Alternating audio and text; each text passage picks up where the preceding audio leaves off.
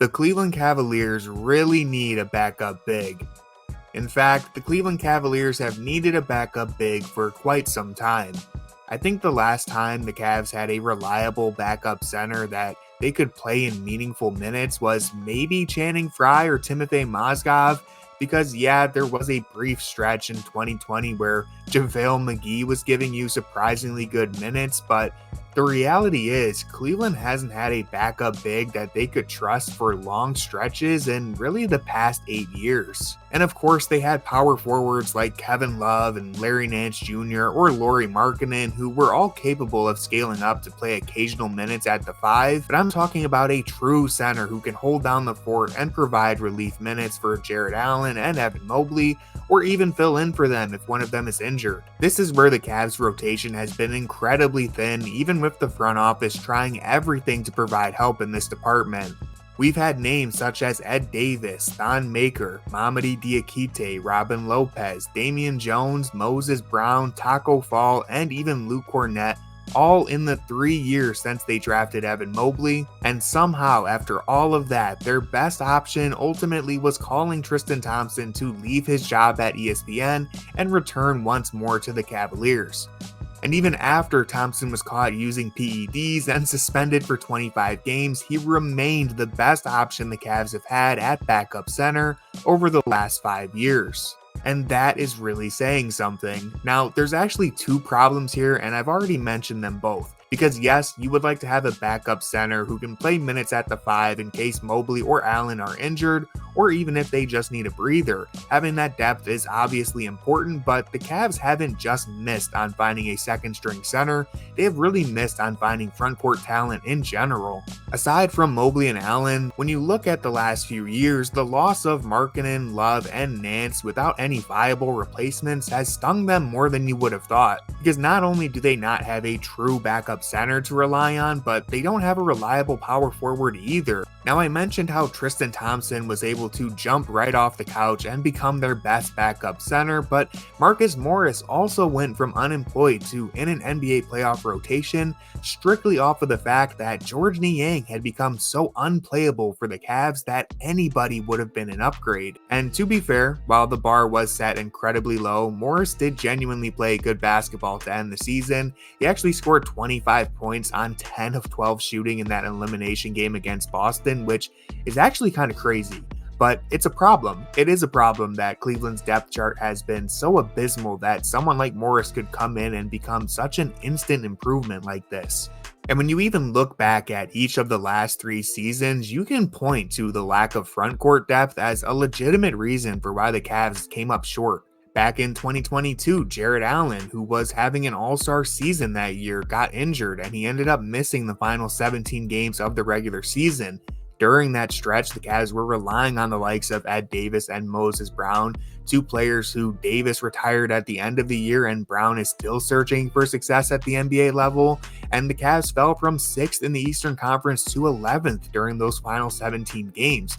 This dropped them to the play-in tournament and they would go on to miss the playoffs altogether. And I just feel like maybe the Cavs season would have ended better if they had a more viable option once Allen got injured. But nonetheless, you move to 2023 and now that Donovan Mitchell is on the roster, the Cavs finished 4th in the East and squared off against a New York Knicks team that was built in a lab to punish teams that didn't have front court depth. Now, we can talk all day about that rebounding battle and what went wrong in the Knicks series. Personally, I have said more than enough and I don't want to open that conversation again, but let's acknowledge if the Cavs hadn't botched the Kevin Love situation just a few months before the playoffs, losing one of their best rebounders for nothing at the deadline while relying on Dean Wade, who ultimately got injured, and then whiffing on Robin Lopez as your only other backup center, the Cavs might have had a better chance at stacking up against the Knicks if they had more options in their front court. And again, we can talk all day about how Allen and Mobley both needed to be better in that series, but the simple fact that you didn't have a single other big man who could enter the ring and get a rebound is something that can't be overlooked.